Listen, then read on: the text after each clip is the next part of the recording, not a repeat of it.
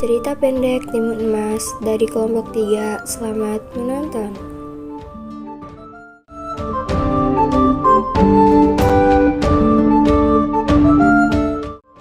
Dahulu kala hiduplah seorang perempuan tua bernama Mbok Sarni.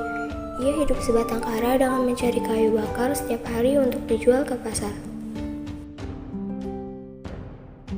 Siang itu, saat Mbok Sarni tengah kelelahan, ia pun berkhayal seandainya memiliki seorang anak, pasti akan ada yang membantunya.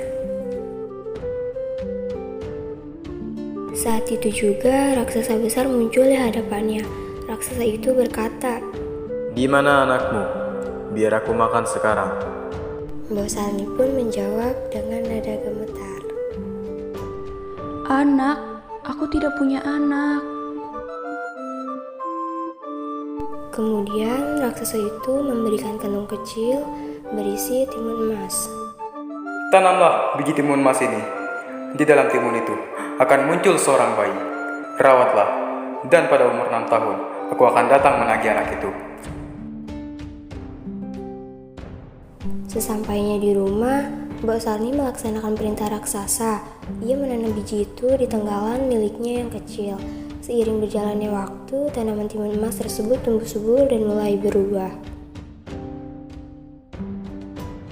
Mbok Sarni akhirnya memetik timun emas itu dan membelahnya dengan hati-hati. Dan betapa terkejutnya, ia karena mendapati seorang bayi perempuan, lalu Mbok Sarni menamai bayi itu Nimas.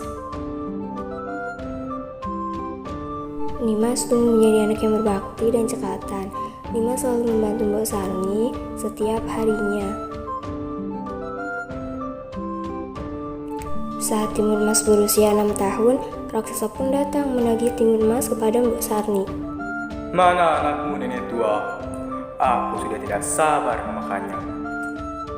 Hei raksasa, timun emas masih kecil, dagingnya masih tidak enak.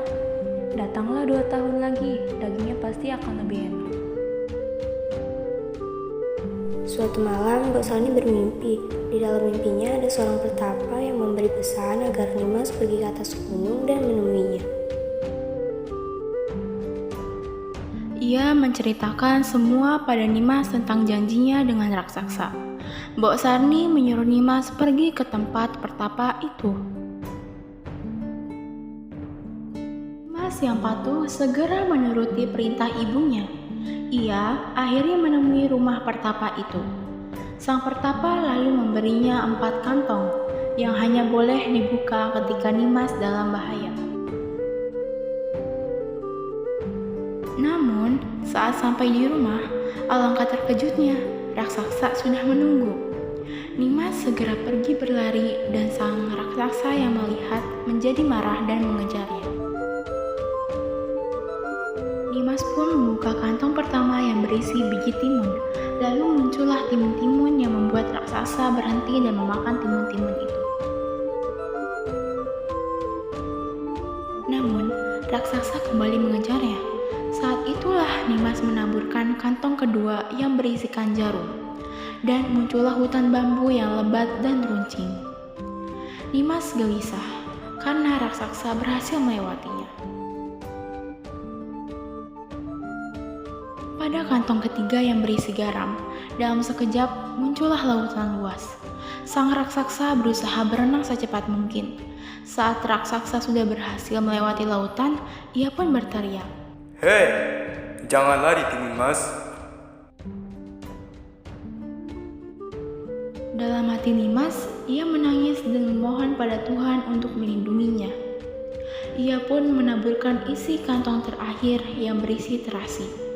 Dalam sekejap, muncul lautan lumpur ganas. Sang raksasa yang sudah sangat marah tidak menyadari bahayanya. Ia terjun ke dalam lautan lumpur ganas dan segera tenggelam.